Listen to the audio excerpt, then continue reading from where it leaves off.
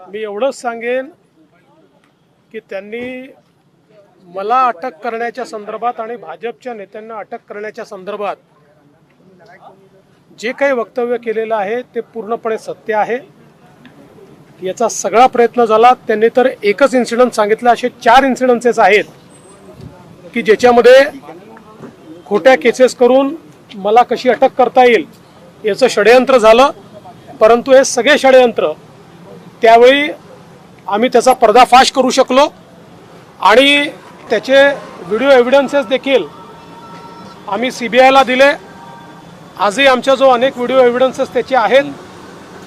एक गोष्ट निश्चितपणे सांगतो की महाविकास आघाडीच्या सरकारच्या काळामध्ये मी असेल, गिरीश महाजन असेल, प्रवीण दरेकर असेल, अनेक आमचे नेते आहेत की ज्या नेत्यांना अक्षरशः जेलमध्ये टाकण्याची सुपारी